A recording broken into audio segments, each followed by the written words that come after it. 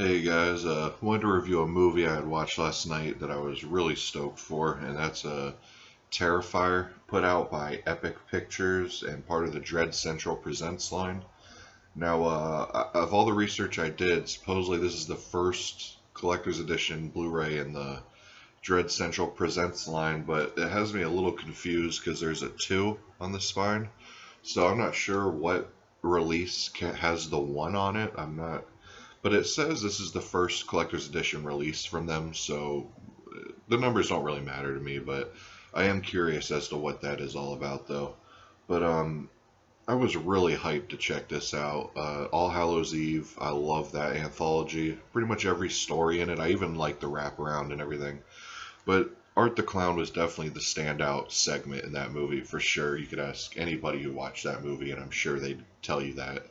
But yeah, this was a surprise announcement, I think, at the end of last year. I remember being pretty shocked to hear that this was getting a standalone movie and all that, and I was super pumped, but I had kind of got it out of my mind because there was a lot of clown stuff coming out, and it was early when it was announced, so I was like, yeah, it's still a while. So I didn't think about it that much. And plus, you have Crepitus or whatever it's called with Bill Moseley coming out. So I just kind of got all the clown stuff out of my head. But then Epic Pictures or whoever runs this announced that the pre-order link was up. And the day the pre-order link was up, it was only like 3 or 4 days or something until the movie actually shipped out. And so I did order it. I ordered it Friday, and it came in the mail Monday. So literally shipped to my house over the weekend across the U.S. Shipped from Los Angeles, California, from the actual distributor, because that was the only way at the time to buy it. I heard it's available on Amazon now and a couple other stores, but when I'd ordered it, it was only available through Epic Pictures. But constantly $20, but it was definitely worth it. I'll get into more of the review in a second, but I just wanted to give Epic Pictures and whoever's running this props on the quick shipping. I mean, shipping I think was literally only $3.25 and got to me from Los Angeles to Florida over the weekend, and it was Easter on Sunday, so I was shocked that this was in the mailbox Monday.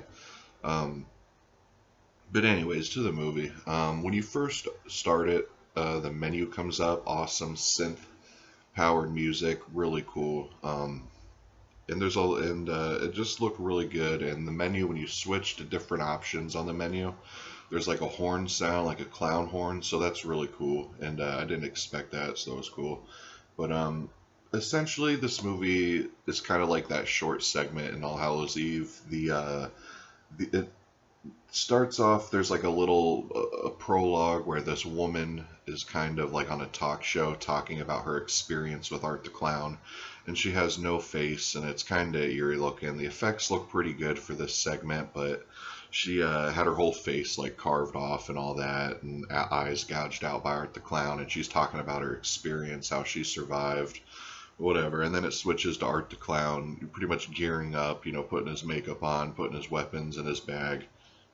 And then it cuts to these two girls. They're drunk from a Halloween party, and they're arguing of who should drive. They shouldn't drive because they're drunk and all that. So they decide to go to this pizza place, get a piece of pizza and all that. And that's where they meet Art the Clown, and he comes in staring at them, intimidating them, and he actually looks really eerie. The makeup, everything, the facial expressions look really eerie. I mean, there's some parts where he'll make a funny expression trying to get like a laugh or whatever, but for the most part, he's a really sinister looking clown. And one thing I thought was really cool was in the beginning when it's showing him prepping up, putting his makeup on, it goes to show that this is like his real facial structure, kind of. That's how they're wanting it to be, because it shows like his nose and like around this area, like actual real flesh colored, and it shows him like painting it, and it looks really cool. And it goes into this whole, it doesn't go into it, but it like kind of mentions and suggests this backstory, like he's a serial killer and all this and that, and I wish they would have gone more into it, but I guess that's what the director's planning for a sequel. I read in an interview he's wanting to go all into the backstory of Art the Clown and everything in a sequel, and I'm definitely down for that because that seemed really intriguing to me. Because this movie is after you're introduced to these two girls, and the one girl calls her sister to come pick her up because their tires are slashed. So you're essentially, there's three girls now. One's heading to the thing. So for the first half of the movie, the one sister is driving to where these two girls are at. And the one girl wants to use the bathroom at this like really dilapidated house. So she goes in, and that's where Art the Clown, I guess this is his home or his whatever, his torture haven or whatever. And there's even a little subplot with this woman. She looks like a homeless woman. She's obviously crazy, carrying a baby doll around. And I think it's suggested that this is like Art's wife or something. It's really vague when it comes to this woman. It's because Art the Clown obviously knows about her, and she obviously knows about Art the Clown and stuff because she says certain things.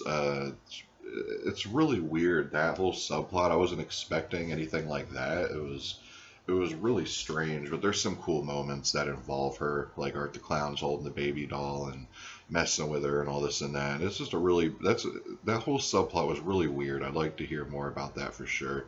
But there's a few other bodies that kind of raise the body count. Like there's a janitor to this building that he's in, or he's a pest exterminator.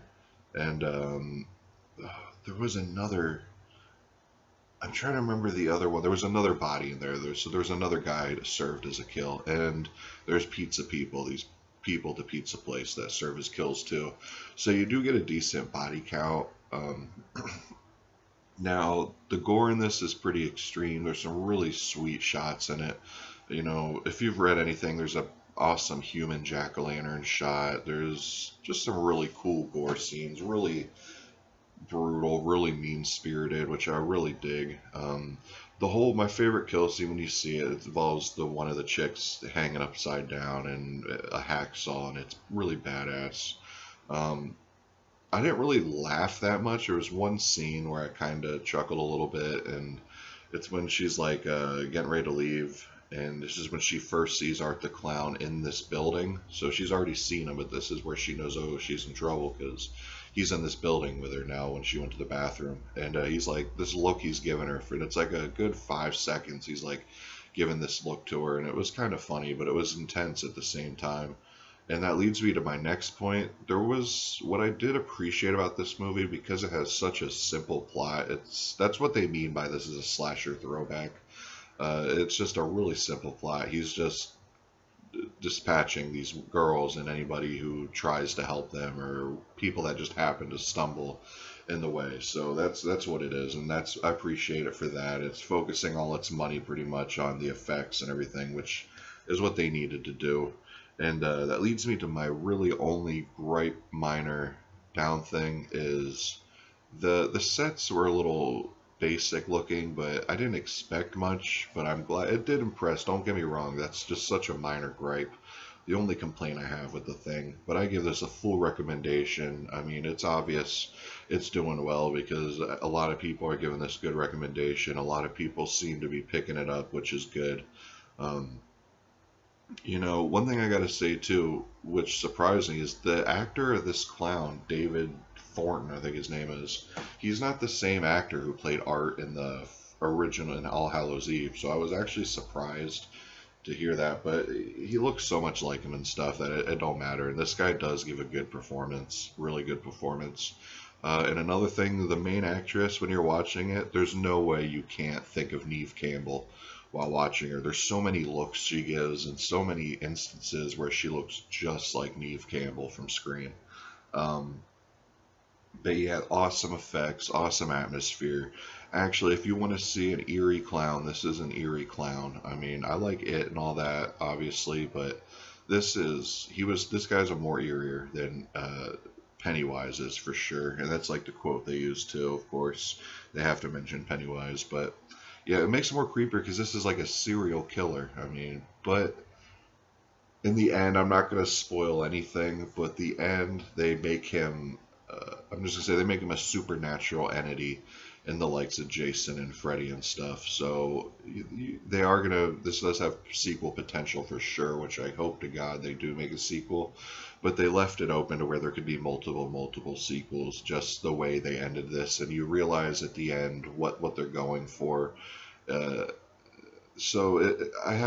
I'm iffy on the ending. I like it, I dig it, obviously, because it leaves room for sequels, but it does take the serious serial killer aspect out of it, you know. Um, but it could leave room for the that woman. She could be like some kind of member of a cult or something like that. I don't know. I'm interested to see where it does go in the sequel. Now the Blu-ray, this movie's running, or this video is running longer than I thought. Just enjoying talking about it. A lot of good stuff about it. Blu-ray quality was decent. Obvious step up from DVD. I didn't watch the DVD, but there was some shots that looked really good. There's a nice thick layer of grain, but that's what they're going for, is like an 80s throwback grindhouse style movie, so it fits it perfect. Soundtrack is awesome, and I know Forever Midnight released a vinyl soundtrack for Terrifier, which I'm definitely going to pick up. I think it's only 25 bucks, and the score was definitely worth it. The thing actually has a decent amount of special features. Director's commentary with Art the Clown, which is badass. Behind the scenes, which I watched, is 20 minutes exactly. Some good behind the scenes stuff. You actually see Art the Clown talk and interact and all that. It's pretty cool. Interview with Jenna Cannell, which I didn't watch that segment, but it's one of the main two girls. Deleted scenes, which are only two. And Art the Clown time-lapse makeup, just showing you David Thornton, exactly what it says, doing makeup time-lapse. Stills, has a red band and a green band trailer, subtitles. And to finish it off, it is a DVD Blu-ray combo pack, and it does include this reversible cover art, which I like a lot. I'm kind of debating which cover I like better. I'll probably do the reverse just because it's a little more gory, cool looking. But yeah, I give this my highest recommendation. And now that it is available on Amazon, I definitely recommend picking it up. Yeah, Terrifier, I give this highest recommendation. Top 3 of 2018 for sure.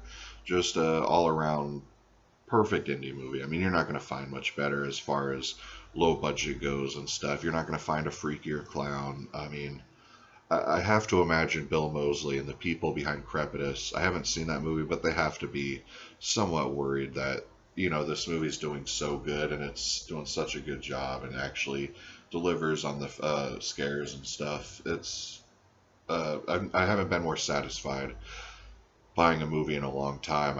After shipping and all that, this came to 23, I think 75, and all worth it. No remorse whatsoever with that price. That's the price of a Scream Factory special edition. You could buy Arrows cheaper than that, but this definitely worth it. I'm really excited to see what Dread Central Presents has to offer in the future, and I read that their next movie is going to be a movie called Screamers, and it looks really good. So I mean, I'm going to pick it up. Until they let me down, I'm picking them up. I mean, they're releasing Blu-ray special editions, reversible cover arts loaded with special features. It's just, I'm stoked more people are getting into that game. So I'll come at you tomorrow with the rest of the Hellraiser franchise. I just wanted to watch this because I just got it yesterday. I was super pumped. I just had to pop it in, so I had to put the Hellraisers to the side for a minute. But anyways, guys, I'll come at you tomorrow with Hellraiser. Peace.